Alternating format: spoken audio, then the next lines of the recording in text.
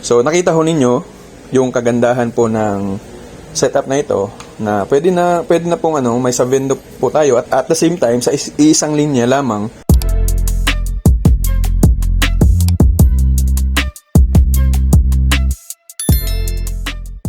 Kaibigan, magandang araw po sa ating lahat. Muli pong nagbabalik ang inyong lingkod, Highlycom Works. Sa araw na ito ay akin naman pong ibabahagi sa inyo, mga kaibigan. Yun pong about po sa admin system na naka-PPPE po siya, at the same time ay naka-VLAN din po siya, mga kaibigan.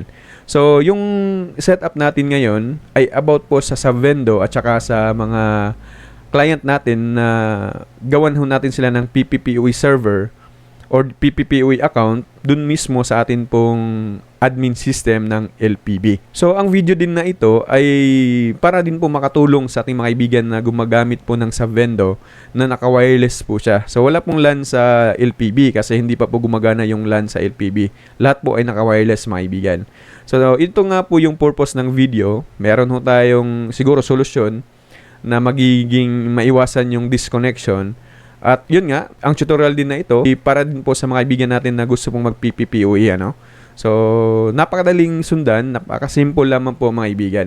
Yun lamang po, mga kaibigan, at sana po kayo po ay mag-subscribe sa ating YouTube channel kung kayo po ay baguhan pa lamang sa ating pong YouTube channel, at sa lahat po ng atin pong mga kaibigan na sumusubaybay na matagal na po pero hindi pa po nakasubscribe, palike din po, mga kaibigan, pa-share ng ating video at saka pa-hit ng ating notification bell para ma-aware ho tayo sa lahat po nating mga bagong video tutorial na atin pong i-upload. Pasensya ho talaga sa lahat ng magpapa-shoutout, mga kaibigan, ay talagang hindi ko na po ma-insert kasi nga po, mga kaibigan, napaka-busy ho natin at mag-i-edit pa po tayo ng mga video ay talagang napakatagal ho, mga kaibigan. Kaya minsan tinatamad ho tayo. Maraming salamat po sa atin pong nag-join sa atin pong membership sa pa-shoutout. Nawa, mga kaibigan, yung ating mga member dyan ay nasa mabuti ho kayong kalagayan. At sana po hanggang ngayon ay nakasubaybay pa din po kayo sa atin pong YouTube channel. So ngayon, mga kaibigan, ipapakita ko po sa inyo yung video na sinet up ko para po maintindihan ho natin. At next dun, ipapakita ko din po sa inyo yung diagram na akin pong ginawa. So tara! So ito po yung setup natin ngayon. Nakikita nyo po, mga kaibigan. Medyo makalat po siya pero i-explain ko lamang po sa inyo, So ito po yung main vendor natin dito.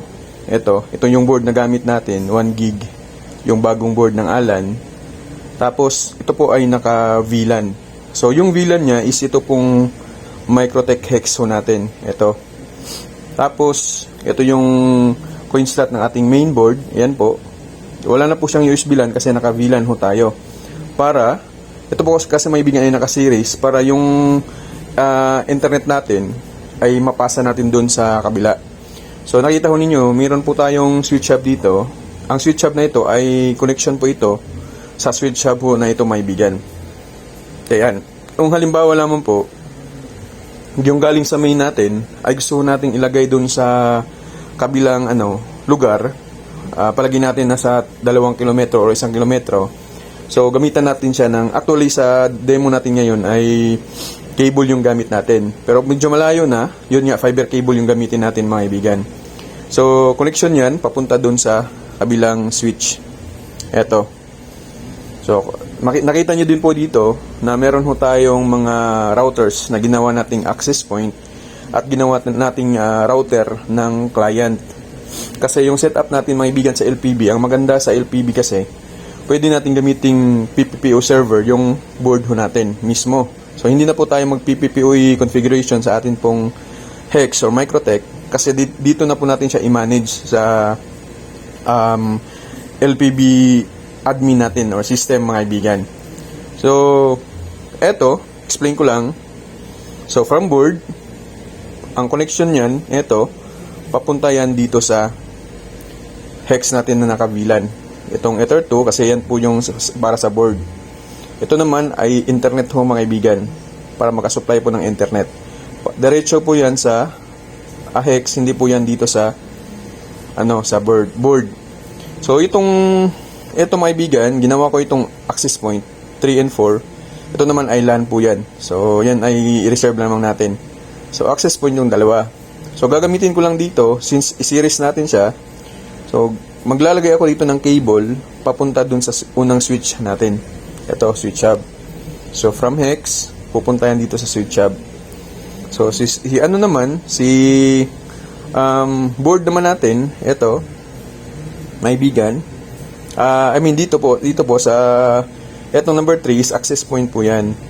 So papunta din po yan doon sa switch hub para po magkakatagpo po yung yung board natin at saka yung mga access point natin. Ito naman yung ginamit ko na access point, pwede din naman mga kaibigan na gamitin natin ng mga TP-Link or Comfast, pero sa ngayon ay router yung gamit natin. Mas maganda kasi yung Tenda, meron siyang direct na access point na mode, So ito yung gamit natin ngayon na access point. Ito din ay naka-connect dun sa router switch natin, ito. Okay? So ito pinangalan ko dito is Marina Piso Wi-Fi ito. So Marina Piso Wi-Fi.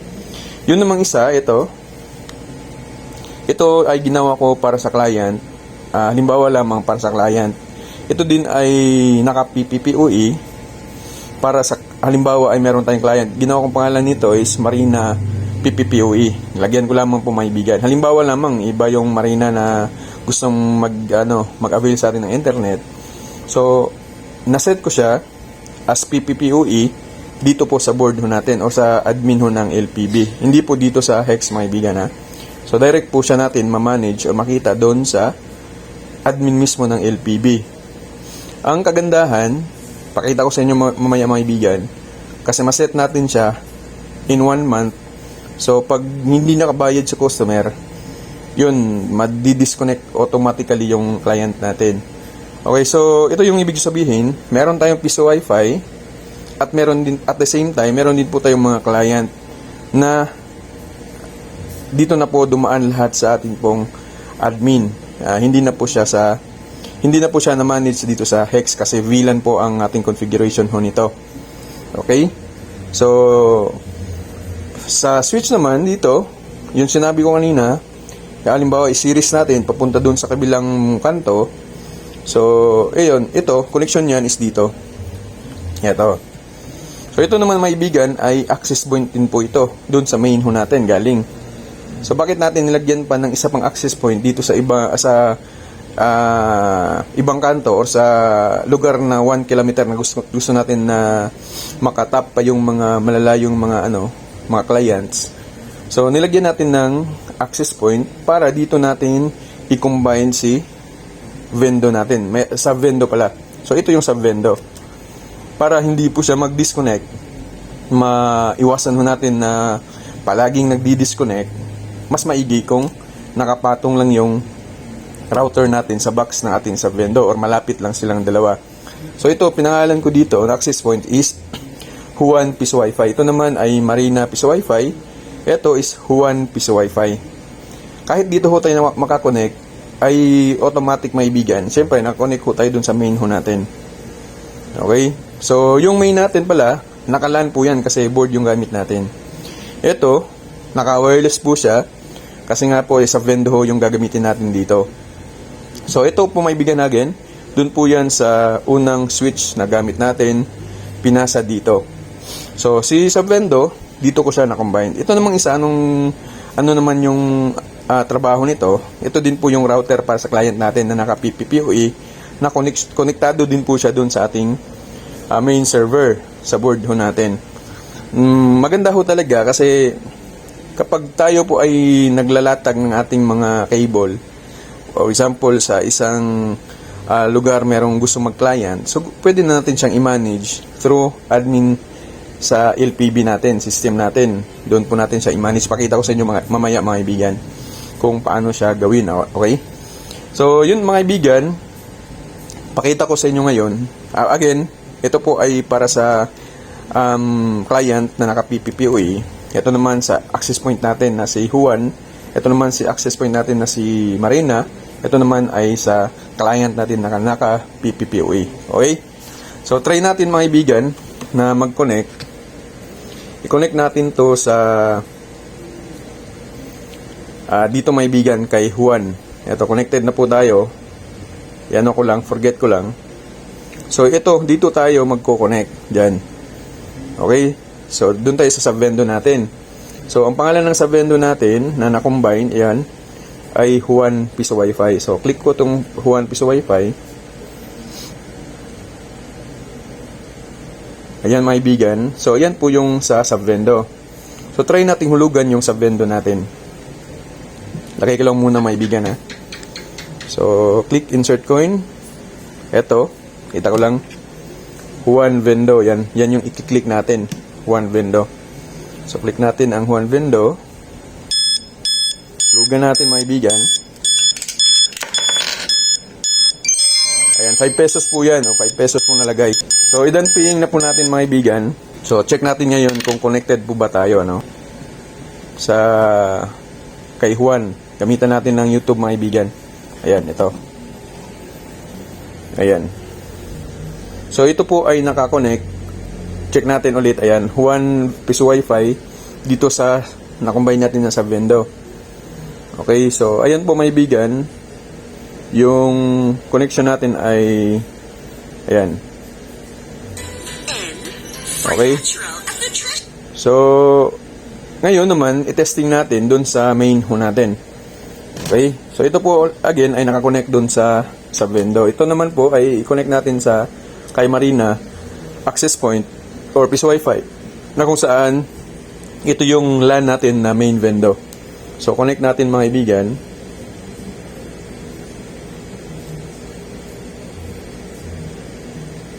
Ito, Marina piso Wi-Fi. So, connect natin.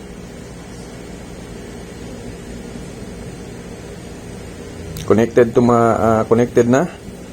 Ayan mga kaibigan. So, kailangan lang natin na i-search sa Google yung ano niya, IP kasi naka-connect tayo kanina, ano? So, type lang natin 10.0.0.1 0.1. So, ayan po mga kaibigan. So, wala ho tayong time kasi dito ho tayo sa main naka-connect. So, hulugan ho natin. Dito tayo sa main Vendo. Ito. Kasi kanina sa Juan yun, kasi sa Vendo. Kaya ngayon naman sa main ho tayo. Click natin. So, ayan mga kaibigan, hulugan natin ng 5 pesos. Ayan. 5 pesos, then paying lang ho natin. Okay, medyo mahina kasi yung cellphone na gamit natin mga kaibigan. Kaya medyo siya, may lag siya, ano. So, konting lang. Tingnan natin tong YouTube mga kaibigan kung may internet hood ba tayo, ano. Ito po ang matagal siyang mag-open kasi nga po specs ng cellphone na gamit natin. Ito is lang. Okay, so ayan mga kaibigan. Okay, so eto naman ngayon ay testing natin dun sa client, dun sa naka-PPPoE. Okay, so palit tayo. Okay, so palagi tayong nag-o-okay mga kaibigan. So ito po ay Marina piso Wi-Fi. Yun naman ay Marina LPB ito. LPB PPPoE. Halimbawa, ito yung sa client natin. So diretso na po tayo diyan. Type ko lamang po yung password nito.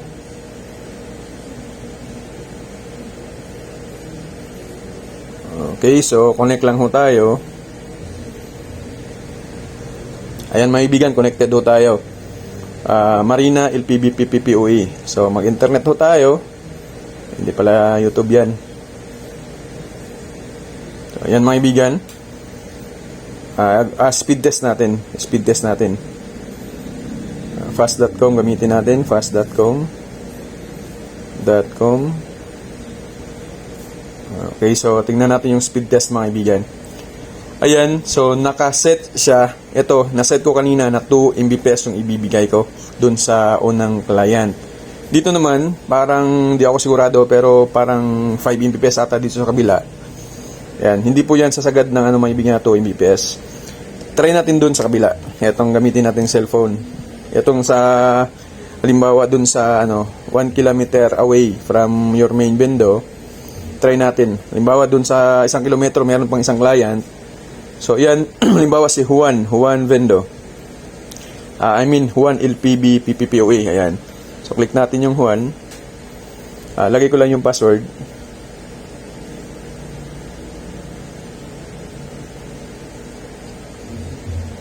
Okay, so connecting na. Diyan po yan maibigan na ito. Hindi po ito access point. Ito po ay router na naka-PPPoE. Ito yung access point. Okay, connected na ho tayo. Ayan maibigan sa Juan LPB PPPoE.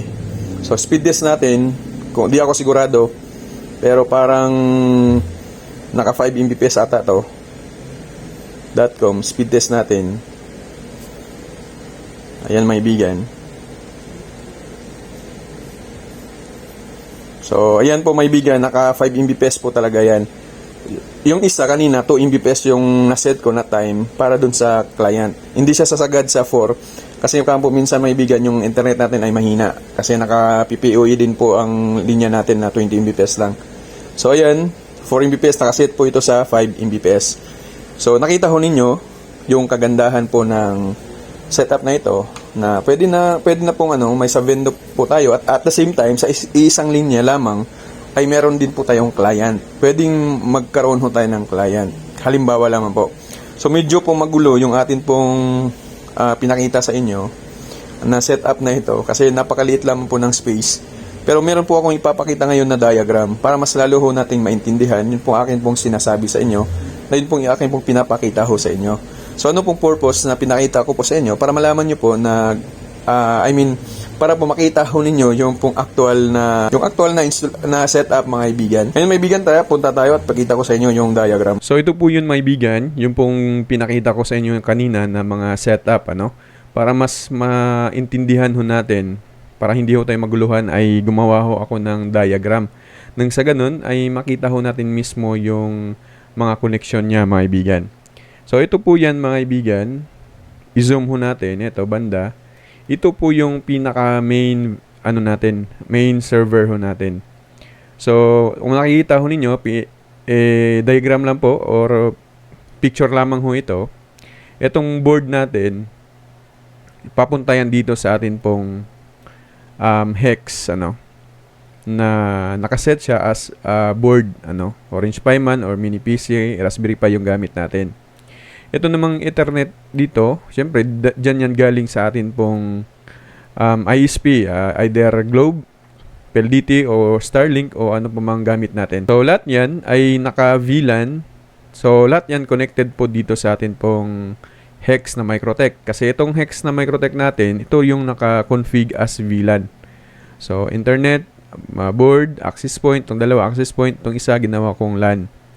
Tapos ito namang natin, dito sa board ho natin or dito sa window natin, dapat nakaset siya as VLAN din, Kung ano yung VLAN ID dito, ay ganoon din yung VLAN ID na gagawin natin sa atin pong hex. Kung magtatanong ho kayo paano po mag VLAN config ng Microtech, ay meron ho tayong video mga kaibigan sa atin pong YouTube channel. Hanapin nyo po doon mga kaibigan or ilalagay ko na lang po yung link sa baba po ng ating video o sa description ho natin. So, bago ho natin siya maset as VLAN itong ating Vendo, kailangan muna natin na lagyan ng USB to LAN. Ang ibig kong sabihin mga kaibigan ay kailangan ho nating iset siya as yung regular Vendo mga kaibigan na naka-USB to LAN para maset natin yung Vendo natin to VLAN. Maliban na lamang sa ibang software pero ang Easy Wi-Fi ay automatic po siya na naka-VLAN setup. Pero yung LPB ay need pa natin na iset siya as VLAN mga kaibigan. So, pag na-VLAN na ho ito, ganito na po yung setup natin. Lahat na po ng connection niya, yung cable papunta dito, na-explain ko na kanina. Tapos yung access point ho natin, ito yung gamitin natin. Okay, so papunta sa switch. Gamitan natin siya ng switch kasi mag-i-extend ho tayo ng subvendo. So, ito yung purpose natin, kaya ginawa natin na ito mga kaibigan. So, marami pa pong bakante dyan. Ibig sabihin, pwede po nating lagyan yan ng mga access points para sa main Vendo natin. So, kung meron man pong 1, 2, 3, 4 na bakante, 8 port yung switch natin, giga or non-giga, pwedeng lagyan yan ng mga access point po dyan mga kaibigan. Na hindi na po siya nakaset as VLAN kasi may VLAN na ho tayo dito. So, eto, yung main access point natin para sa Vendo natin, ang ginawa ko lang ay nilagay ko dito is router. Pero mas maigi kasi main po kasi ito, hindi po ito wireless. Mas maganda kung yung mga outdoor antenna yung ilalagay natin dito. So, kasi illustration lamang po ito lang yung ilalagay ko. So, again mga kaibigan, ito pong main access point, ito po ay syempre, ito po nakakonect ho dito. Pag maghulog ho kayo dito, automatic maghulog tayo dito ng barya. Mas maganda siya kasi stable yung kanyang connection kasi nga po LAN po yun, hindi po naka-wireless. Okay? So, ang setup natin ngayon ay VLAN natin at saka PPPoE. So, yung na-mention ko na ang kagandahan ng LPB ay meron po siyang PPPoE server. So, hindi na po tayo magko-config dito ng PPPoE sapagkat pwede natin gawin yan dito sa admin natin sa LPB kasi nakaset na po siya. So, no configuration na po yung gagawin.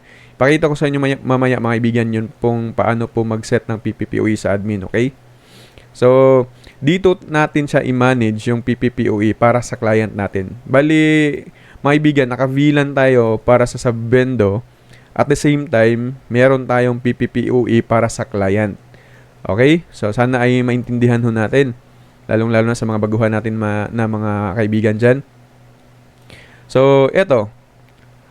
From access point, papunta yan dito sa switch. Kasi si switch naman yung mag-i-extend, bridge siya doon sa mga i-extend natin na connection. So, nilagay ko dito client. Halimbawa, na lamang po mga kaibigan, doon sa kapitbahay natin ay mayroon pong gusto na mag-avail ng atin pong internet. So, bibigyan natin siya ng 2 Mbps. Halimbawa lamang po. So, kung gusto mong siyang bigyan ng 2 Mbps, iset natin siya dito sa admin natin. Hindi na po dito sa Hex or sa Microtech. Dito na po natin siya i-manage.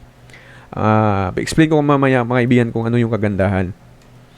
So, meron kang access point, meron din pong router para sa client. Ito yung para sa client. Yung pinakita ko kanina sa video. Tapos ngayon, mag-extend ho tayo.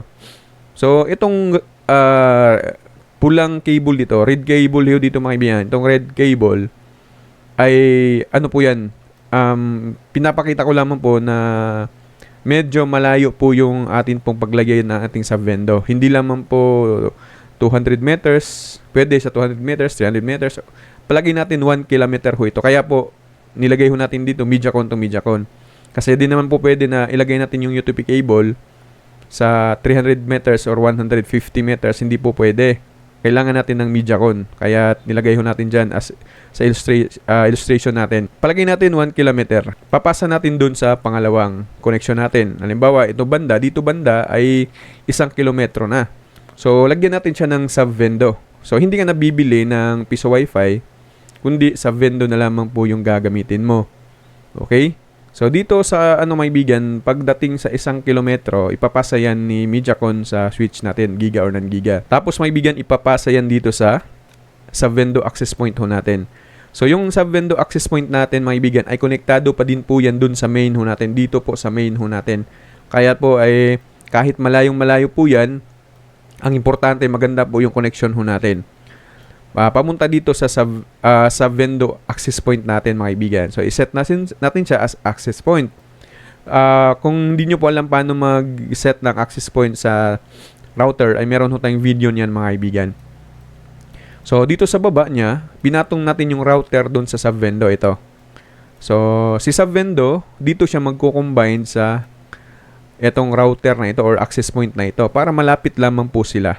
Kasi kung i-combine natin siya dun sa outdoor, halimbawa, nasa 5 meters away from your sub-vendo, siguro isa yun sa dahilan kaya nagdi-disconnect yung ating sub-vendo. Mas maigi kung yung access point niya andun lamang, malapit lamang sa nodem ko natin or dun sa sub-vendo natin mga kaibigan para maiwasan natin yung disconnection. Kasi nga po, wireless ho tayo. Sa totoo lang, sa LPB, wala pa po yatang nakagawa ng LAN. Meron namang diagram sa LAN pero hindi po siya gumagana, ano? Hintayin natin yung update nila mga kaibigan. So, para maiwasan yung disconnection, ito yung gagawin natin. Dapat malapit lang yung router or access point ng sub-vendo. So, hindi ho talaga maiiwasan mga kaibigan na sa sub-vendo ay may mga problema talaga na ma-encounter ho natin. Normal po yun, Kaya, charge to experience na lamang po. So, yung pinag-usapan natin dito, baka makatulong po ang ganitong setup. So, papunta yan naman dito sa switch hub. Sa switch natin, ibabato naman natin doon sa client natin. For example, sa 1 kilometro, meron pong tayong sub-vendo. At the same time, kung meron pong gusto din na magpa-connect sa atin, no, mag-avail sa atin ng internet, so dito tayo kukuha sa switch dito. Pwede tayong kukuha dyan mga kaibigan. Gawin natin pong PPPoE. Eto. So halimbawa, yung client, si client mag-avail ng 5 Mbps. So ito yung ibibigay natin sa kanya na naka-PPoE. Dito din siya mag-connect. Kasi konektado din po yan doon sa mainboard ho natin dito. Okay? So ayan mga kaibigan, kung mag-i-extend pa po tayo ng isa pang kilometro, ito din po yung gagawin. Same din po yung setup or settings natin. Papunta yan dito. So, no need na maglalagay tayo ng MediaCon kasi sa vendor natin to. Maliban na lamang kung kayo po ay mag-i-extend ulit. So, same pa rin yung natin. Gagamit po kayo ng fiber or MediaCon. So, ayan. Ipapatong lamang sa Savendo. Si Savendo, dyan natin i-combine dito sa na access point router mga kaibigan. Para, yun nga sinasabi ko, mas malapit lang sila. No? Lapit lang sila, hindi masyadong malayo. Yun nga, para maiwasan yung pag-disconnect, ano. Ito naman, sa isa pang kilometro, meron na pong client na gusto mong mag-avail ho sa atin. So, kukuha tayo ng linya sa switch. Hindi na po tayo pupunta doon sa main para kukuha na ulit ng linya. Dito na po yan, mga kaibigan. Dito na po yan. So, bibigyan natin siya ng 10 Mbps. I-set natin siya, yung PPPoE natin, dito po sa main natin. Ito. Sa admin po ng LPB, hindi na po dito, mga kaibigan, ha. Hindi na ho dito. Iba po ito na tutorial dun sa ibang PPPoE ko po na naka-hex po siya. Balikan ho natin. Ganyan lamang po kasimple yung setup. Balikan nyo lamang po maibigan. Pwede naman po niyo siguro itong ma-download. Ang diagram na ito, ilalagay ko lang po sa sa description or magtatanong na lamang po kayo kung saan po natin makukuha to. Or bisitahin po niyo yung atin pong Facebook store, ano. So, napakadali po ng explanation ko at sana po ay nakuha ho natin. Ginawa ko po ito para siguro maiwasan natin yung disconnection, mga kaibigan. Ito nga pala, pwede ba nating lagyan ng access point? I-try natin, mga kaibigan, kasi sa tingin ko pwede pong lagyan to ng access point pang outdoor eh. Ang importante, yung combination or kung pag-combine natin, nasa malapit lamang po sa router ho natin gawin, wag po sa access point or sa outdoor pala, wag po sa outdoor na access point, dapat dun sa router. So, ayan mga kaibigan. Ngayon, ipapakita ko sa inyo yun pong pag-set up ng PPPoE sa admin ho natin. Okay po mga kaibigan? Kung magtatanong po kayo kung paano po mag-set up ng Savendo, meron din po tayong mga video tutorial niyan mga kaibigan sa atin pong YouTube channel. Kompleto po yan. So, ito po yung ibig kong sabihin sa PPPoE. So, punta tayo sa admin ng siyempre, magko-connect tayo sa main vendor natin. Connected na po ako kay Juan Piso Wi-Fi. So, pupunta tayo ngayon sa PPPoE server. Ito po mga kaibigan, PPPoE server. So, PPPoE accounts. Ang nakagandahan nito is diretso na po siya. Kung nakita ho ninyo, ito po yan at yung atin pong mga client. Nilagay ko po dyan si Venduan. Yung username niya is Venduan. Then, yung password is 12345. Yung pangalawa, si Juan Piso Wi-Fi. Nilagay ko dun sa router niya is Vendo2 and 12345. Yung username and password ho natin. Yan yung i-insert ho natin dito po maibigan, dito po sa atin pong router, PPPoE client, para po magkaroon ho sila ng internet na 2 Mbps. Halimbawa lamang po yan. Ito po yung 2 Mbps. Ito po maibigan, no? Ito po, 2024 kbps. Equivalent po yan sa, maibigan? Equivalent po yan sa 2 Mbps. Ito naman pong 5022 kbps. Equivalent po yan sa 5 Mbps. So, ayan yung ginawa natin sa diagram natin kanina. Ito at saka ito. Okay, hindi po ito gagana maibigan na kung wala pong username and password na magagawa ho natin. Ito. So, paano po siya gawin? Ito po, mga kaibigan, masusulat po dyan, naka-turn on po yan. I-click lamang po niyo yan para mabasa nyo po turn off. Ibig sabihin, naka-on po yung atin pong PPPoE accounts. So, create lamang ho tayo dito. Napakasimple lamang po, mga kaibigan. Username, gawan ko lang po ng Vendo3 kasi pangatlong Vendo na po yung atin pong, or lagay natin client. Client 3. Kasi client po yung atin pong pagbigyan ho nito eh. Lagay lang na ito 1, 2, 3, 4, 5. Sample naman po ito. Ito po maibigan. Nagamit na ho natin yung IP address niya sa unang Vendo 1, 2. So palitan ho natin to ng 3 para hindi ho sila mag-conflict. Ito. So dito maibigan, ang kagandahan, halimbawa si client ay mag-avail ho sa atin. Siyempre 30 days po yan. Lagay natin dito 30 days. Halimbawa lamang po ha. So, 30 days, pag umabot po siya ng 30 days, automatic magdi-disconnect siya kapag hindi po siya nakabayad. Pero pag dating ho ng 29 days nagbayad siya, syempre, i-extend mo na naman po ito para magiging 30 days na po yan. So, di ba, napakaganda ng system kasi automatic na mawawalan ng internet yun pong atin pong client. Okay, so ito po, dito tayo magse-set ng speed.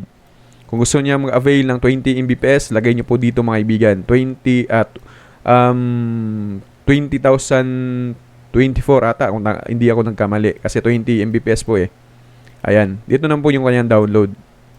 So, create lamang natin, click create.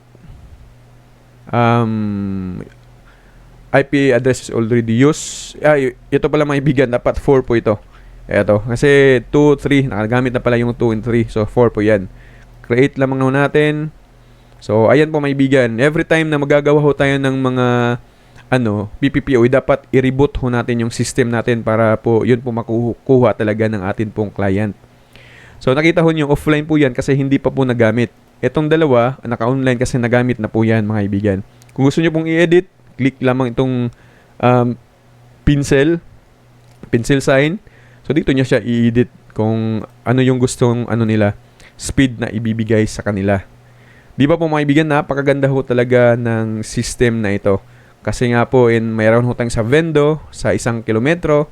At the same time nga, meron din po tayong mga client na direct na po dito na ma-manage ho natin sila. So makita ho naman ho natin, ma-monitor ho natin sila kung sila po ba ay online or offline. Kapag offline po, ibig sabihin may problema sa connection. So pupuntahan natin, aayusin natin, di ba? Yun naman po mga kaibigan. Kung kayo po ay naguluhan, normal lang po siguro yan, lalong-lalo na sa mga baguhan natin na kaibigan. Pero sundan nyo lamang po kung kaya nyo pong sundan. Kasi ako din po ay talagang tinatamad din po sa ginagawa ho natin. Pero yun nga, ang maganda lang ho dito ay makapagbigay ho tayo ng tutorial sa mga kaibigan natin, lalong-lalo na sa mga baguhan. At yun lang po ating hinihiling na sana po ay mag-subscribe kayo, mag-like ng ating video, mag-share ho ng ating video, at saka mag-hit din po ng ating notification bell para maging aware ho kayo sa susunod pa po na atin pong mga video tutorial mga kaibigan. So sa araw na ito mga kaibigan, yun lamang po ang atin pong ibabahagi sa inyo. Sana po ay nasa mabuti ho kayong kalagayan. Again and again, magandang araw po sa ating lahat and God bless us all.